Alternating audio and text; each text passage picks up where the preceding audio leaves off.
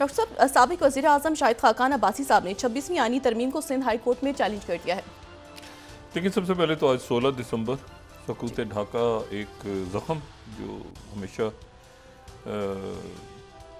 तकलीफ देता है, और दूसरा जो साने APS बच्चे और उनके साथिज़ा उनके साथ जो वाक़या पेश हुआ, बदतरीन दहशतगर्दी, तो वो आज दिन है। और ज़ाहिर है कि एक के साथ दूसरा वाक़या जब लिंक होता है तो बड़ा एक दुख पहुंचाने वाला हमारी तारीख़ का शायद बहुत बुरा ये दिन है 16 दिसंबर, अच्छा दिन है। बाकी ये जो मुल्की मामलात हैं इन पे मैं एक सिस्टम कोलैप्स हो गया है ऑलमोस्ट, और उसको दुनिया में भी अब कोई ख़ास रिकग्निशन नहीं है इस अरेंजमेंट की।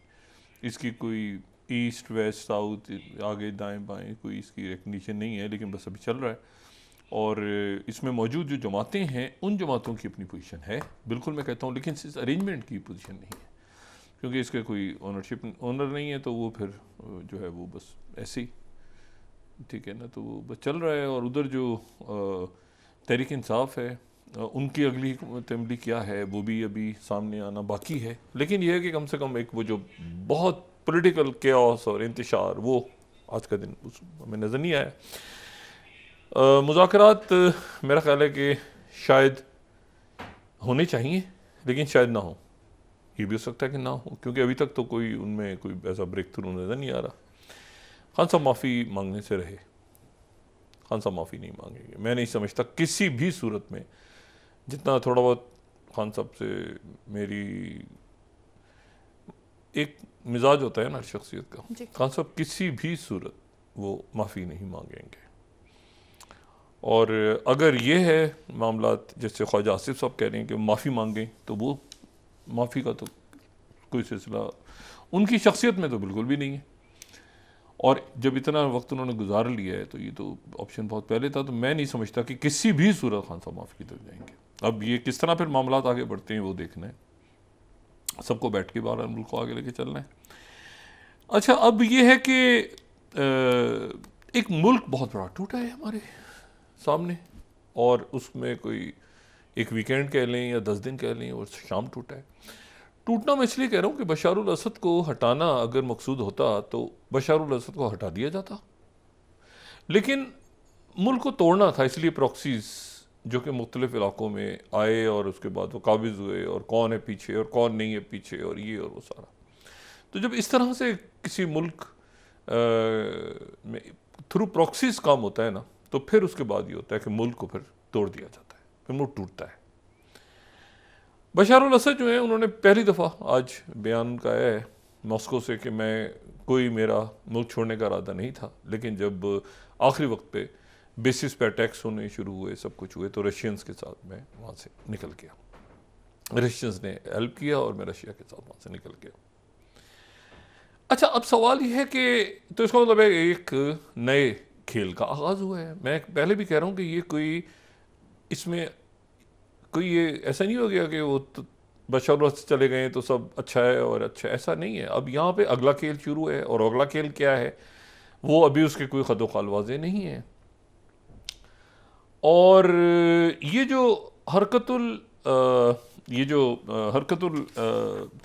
तहरीर शाम है, हयात तहरीर शाम या हरकत तहरीर शाम, ये जो है ये बहुत से ग्रुप्स का मजमुआ है, ये ज़हन में रखें। अगर हम ये फर्स्ट स्लाइड को देखें ना, तो इसमें हयात तहरीर शाम भी है, एहरार शाम भी है, इसमें जो है वो इसमें जैशुल अज़्ज़ा भी है, इसमें नूरुद्दीन जंगी तहरीक भी है, इसमें बहुत सारी जमातों का ये जो है ये वो जमातें इसका हिस्सा हैं। और इसके जो सरबराह हैं जो कि अहमद शरार, या जिनको अबू मोहम्मद जुलानी भी कहा जाता है, तो ये अहमद शरार जो है ये इनकी पैदाइश रियाद सऊदी अरबिया की, इनकी फैमिली जो है वो गोलान से आके यहाँ पर आबाद हो गई थी, फिर ये वापस गए, और इनके फादर जो हैं ये सऊदी अरबिया में इंजीनियर थे, फिर उसके बाद ये वापस चले गए, फिर डमास्कस में ये रहे, डमास्कस के आसपास इनकी फैमिली रही। फिर उसके बाद जो है 42 साल 42 साल की उम्र है, और फिर उसके बाद जो है ये अबू मुसाब ज़रकावी के साथ इनका रब्ता हुआ जब 2002 में 3 में। ये कहते हैं कि मेरा रब्ता नहीं हुआ, लेकिन बहरहाल जो ज़्यादा बात हुई अबू मुसाब ज़रकावी के साथ इनका रब्ता हुआ। अबू मुसाब ज़रकावी के साथ इनका रब्ता हुआ, फिर 2006 में इनको अमेरिकन ने अरेस्ट कर लिया।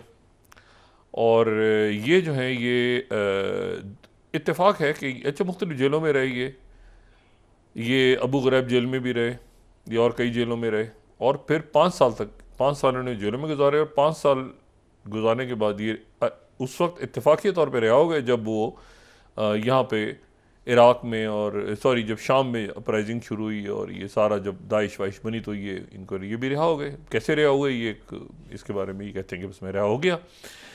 रिहा होने के बाद इनकी जो है वो इनके हमें राब्ते मिलते हैं अबू बकर बगदादी के साथ भी और अयमन ज़वारी के साथ भी। और उस ज़माने में फिर नुसरा फ्रंट, और फिर ये जो है वो अबू बकर बगदादी से इन्होंने गालिबन कहा कि जो दाइश का जो सीरिया का विंग है तो उसमें उसको मैं वहाँ पे जाके ऑर्गेनाइज़ करता हूँ। लेकिन फिर अबू बकर बगदादी के साथ भी इनके इख्तलाफात हुए, अयमन ज़वारी के साथ अबू बकर बगदादी के इख्तलाफात हो गए। तो वो फिर एक जो है वो एक बहुत फिर कॉम्प्लेक्स वो बहुत दफ़ा मैं उसको उस पर बात कर चुका हूँ, लेकिन मैं दोबारा अब ज़रा मौजूदा सूरत हाल पे आता हूँ। अब देखें हम सिर्फ गेस कर सकते हैं, मैं सिर्फ अपना तज़किया दे सकता हूँ गेस, बाकी तो आगे क्या होगा वो तो हालात तय करेंगे। लेकिन ये बात है कि जो प्रॉक्सीज के तहत किसी मुल्क को तोड़ा की हुकूमत ख़त्म की जाती है, चाहे वो लीबिया हो या कोई भी और मुल्क हो, तो उसका मतलब ये होता है कि वो वहाँ पे फिर वो मुल्क टूटने की तरफ जा रहा है। वो प्रॉक्सीज के पास पावर है सारी, और उस मुल्क की फ़ौज जो है वो ख़त्म हो गई है।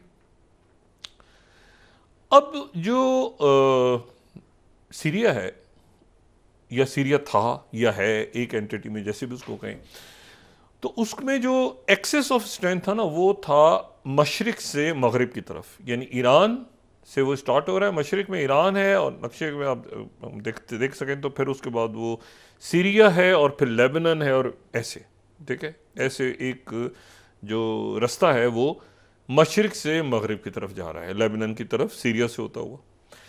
अब जो पावर का जो है सिलसिला अगर हम नक्शे में देखें दोबारा, तो अब वो आ रहा है शुमाल से जनूब की तरफ, यानी टर्की से सीरिया और फिर उसके बाद जॉर्डन और सऊदी अरेबिया और ये सारा, क्योंकि अब इसमें से आप समझें कि जाहिर है कि इसमें ईरान का जो इन्फ्लुएंस था वो ख़त्म हो गया। तो यानी पहले था ये ईरान, ठीक है, सीरिया और फिर उसके ईरान, इराक, सीरिया, लेबनान। अब उसके बाद अब जो है पावर का वो शुमाल से जनूब की तरफ आ रहा है।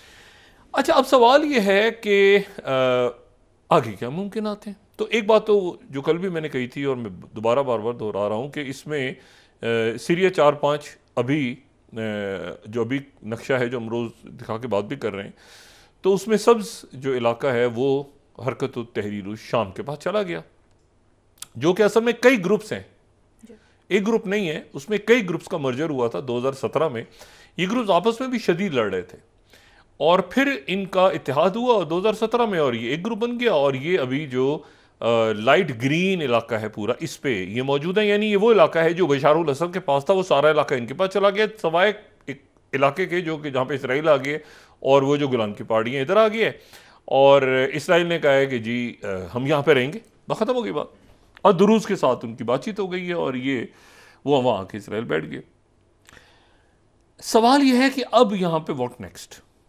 पहली बात तो ये ध्यान में रखें कि थोड़ा बहुत जो उस इलाके को देखा है और ट्रैवल किया है ये अरब स्प्रिंग के दौरान भी, वहाँ एक फैक्टर जो है उसको मिस कर गए सारे। ये जो वहाँ पे जंगजू मौजूद हैं हरकत तहरीर शाम में और बाकी तमाम ग्रुप्स में, ये जहन में रखिए कि वहाँ पर जब ये दाइश वाला सिलसिला शुरू हुआ है ना, तो वहाँ पे पूरी दुनिया, उस वहाँ से अमेरिका और यूरोप से भी फाइटर्स आ गए थे जंगजू लड़ने के लिए। पाकिस्तान से भी बहुत से लोग, इंडिया से भी बहुत से लोग पहुँच गए, बांग्लादेश के बहुत से लोग पहुँच गए वहाँ लड़ने के लिए, ये इराक में। यूरोप से बहुत सारे लोग आ गए थे, अफ्रीका से बहुत सारे लोग वहाँ बाद में मारे गए या पकड़े गए, जो भी थे, दुनिया भर से लोग आए थे। लेकिन एक जगह से बहुत ऑर्गेनाइज्ड अंदाज में आए थे, बहुत मुनज़्ज़म अंदाज में आए थे, और उस इलाके का जो नाम है वो है चेचनिया। चेचनिया जो है वो वहाँ से जो रमदान कैद्रियोफ हैं उनके वो चूँकि कैद्रियोफ जो हैं वो बड़े क्लोज अलाए हैं प्रेसिडेंट पुतिन के। अच्छा, और रमदान कैद्रियोफ जो हैं इनके वालिद जो हैं अहमद कैद्रियोफ वो 2003 ये जो चेचनिया की जो जंगें हैं ना, चेचनिया पहले तो जंग हुई रशिया के साथ, लेकिन ना 90 की दिहाई में, और तो उसमें ये हुआ कि वो फिर वो पुतिन के साथ पुतिन की तरफ चले गए थे, रशिया की तरफ चले गए थे। वो सदर बने, अगले साल उनका वो शहीद हो गए एक हादसे में। उसके बाद उनके साहबजादे 2007 में आ गए और वो रमदान जो हैं कैद्रियोफ वो वहाँ पे मौजूद हैं चेचनिया में। मुसलमान, सुन्नी, हनफी और कुछ सूफी उस इलाके में जो एक ख़ास अंदाज है, लेकिन सुन्नी, मुसलमान और जो है वो हनफी, और ये बहुत बड़ी तादाद में ये मौजूद चेचनिया से जो जंगजू हैं ये बहुत बड़ी तादाद में सीरिया आ गए थे, शाम में आके लड़ रहे थे, और शाम में आके लड़ रहे थे। और इनका बड़ा क्लियर व्यू है अल-कुद्स शरीफ के बारे में, मस्जिद अक्सा के बारे में, फ़लस्तीनियों के बारे में, और इनके अंदर बहुत बड़ी क्लैरिटी है काफ़ी इश्यूज़ पे। सऊदी अरेबिया में भी इनको कुछ अर्से पहले इन्होंने सरकारी तौर पर इनको बुलाया गया बड़ी इज़्ज़त के साथ, और इन्होंने वहाँ पे उम्रा किया। यूएई के रहनुमा, अरब ममालिक, जो लोग भी चेचन्स को जानते हैं, चेचनिया के इन लोगों को चेचन्स को जानते हैं, वो इनके जब ये जंगों में उतरते हैं चेचन्स तो इनके तरीक़ाकार से वाकिफ़ हैं। मतलब रशिया तो चला गया, ये प्रेसिडेंट पुतिन के बहुत अहम इत्तेहादी हैं, बहुत अहम इत्तेहादी हैं। और अगर ये भी कहें ना कि मैं आ रहा हूँ कल दमिश्क, तो वहाँ हरकत तहरीर शाम एक तरफ खड़ी हो जाएगी इनके इस्तकबाल के लिए। और ये जितनी जमातें हैं इसमें बहुत बड़ी तादाद में चेचन्स हैं, ठीक है।